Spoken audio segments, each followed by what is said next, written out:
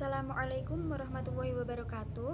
Perkenalkan, nama saya Fatihah Lailatul Husna, NIM 23060190076 dari Tadris IPA semester 6 kelas A.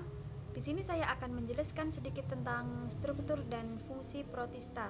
Nah, di sini saya akan menjelaskan tentang struktur dan fungsi protista.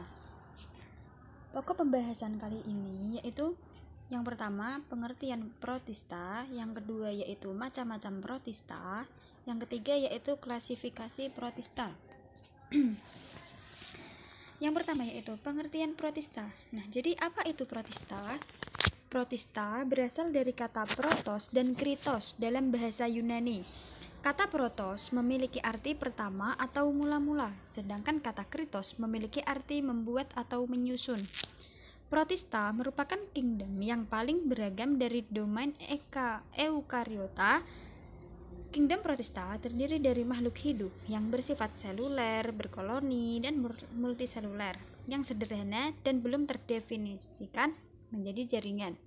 Secara umum, protista merupakan organisme yang bersel eukariotik, yaitu sudah membran inti, hidup di air, baik di tawar atau air laut, di tanah, dan juga hidup di tempat yang lembab. Selanjutnya yaitu macam-macam protista. Protista itu dibagi menjadi 3, yaitu protozoa atau protista mirip hewan, yang kedua algae atau protista mirip tumbuhan, dan yang ketiga yaitu fungi, protozoa atau protista yang mirip jamur.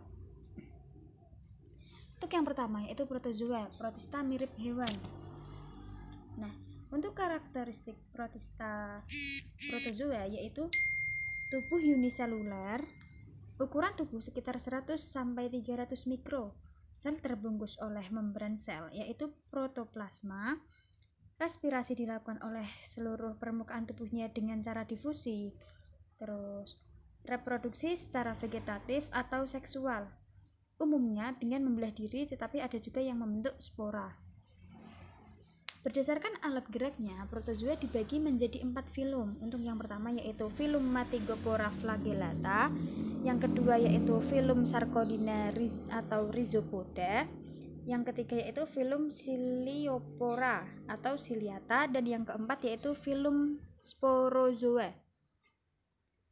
Untuk Matigopora atau flagellata ataupun protista berbulu cambuk. Nah, jadi flagella itu berasal dari kata flagellum yang artinya berbulu cambuk. Fungsi dari flagella yaitu sebagai alat gerak, alat peraba, dan alat untuk menangkap makanan. Yang selanjutnya yaitu filum Sarcodina atau Rhizopoda. Rhizopoda adalah protozoa yang menggunakan kaki semu untuk bergerak dan sebagai alat untuk menangkap mangsanya.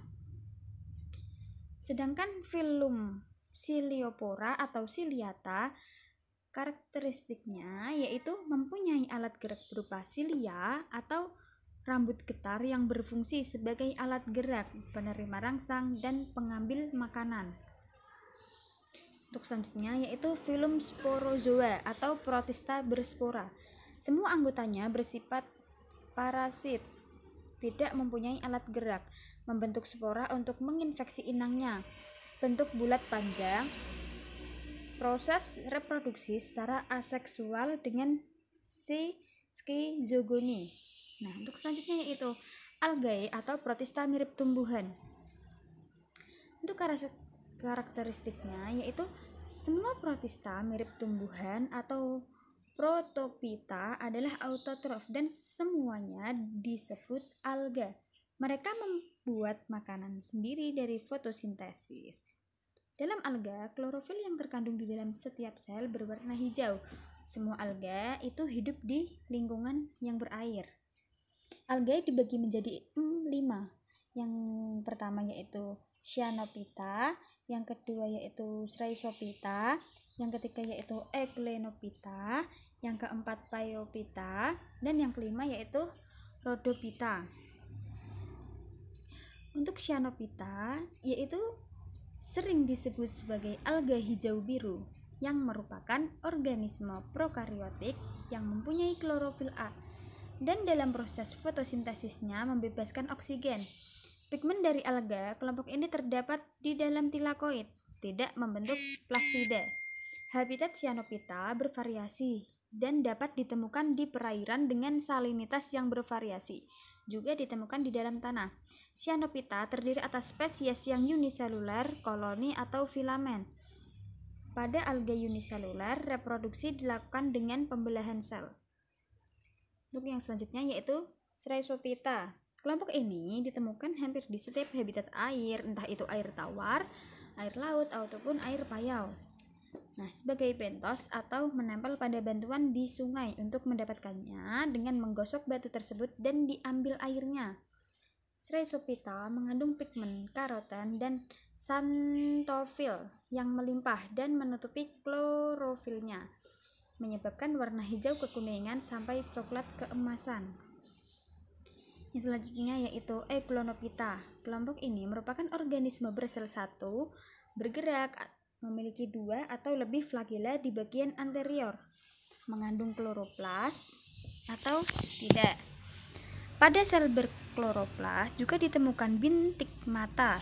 Cadangan makanan itu berupa paramilon yang terdapat dalam sitoplasma. Yang selanjutnya yaitu Phaeophyta. Phaeophyta banyak dijumpai di air tawar. Anggotanya itu meliputi organisme yang beraneka ragam, bentuk dan ukuran, dari yang kecil sebagai epifit sampai yang panjangnya mencapai lebih dari 80 meter. Cadangan makanan berupa laminaran. Dinding sel mengandung 1 atau lebih kloroplas yang berbentuk mangkuk. Selanjutnya yaitu Rhodophyta. Kelompok alga ini memiliki talus yang umumnya bersel banyak. Talus mempunyai bentuk yang beraneka ragam. Sel dengan plastida yang mengandung klorofil dan pigmen lain berupa phycobiliprotein yang terdiri atas phycoerythrin dan phycocyanin. Cadangan makanan berupa tepung fluorideat dan tersimpan di luar plastida di dalam sitoplasma. Dinding sel terdiri atas selulosa dan polisakarida yang menyerupai lendir. Untuk yang selanjutnya yaitu Protista jamur. Protista jamur itu dibagi menjadi 3. Untuk yang pertama yaitu Protista jamur lendir, yang kedua yaitu Protista jamur air, dan yang ketiga yaitu Protista zygomicota. Protista jamur lendir sendiri atau slim mold mempunyai pola pertumbuhan yang khusus karena merupakan sekelompok protista yang berpenampilan mirip jamur dengan membentuk spora, namun berperilaku menyerupai amoeba. Untuk yang selanjutnya yaitu Omicota. Omicota dikenal juga dengan jamur air yang merupakan protista bersel tunggal yang berfilamen. Anggotanya secara fisik mirip dengan fungi, sehingga organisme ini pernah dimasukkan sebagai anggota fungi. Bahkan hingga sekarang kajian biologinya masih dimasukkan ke dalam mikologi atau ilmu tentang biologi fungi. Yang selanjutnya yaitu Zygomicota. Ciri khas dari kelas ini yaitu terbentuknya spora istirahat yang disebut zygosporangium dan dihasilkan dari persatuan 2 gametangia. Nah, fungi ini banyak berkembang pada makanan baik sebagai saprofit maupun parasit seperti pada tempe dan roti. Nah, sekian paparan materi dari saya. Terima kasih. Nah, itu tadi pemaparan dari saya. Cukup sekian, kurang lebihnya mohon maaf. Wassalamualaikum warahmatullahi wabarakatuh.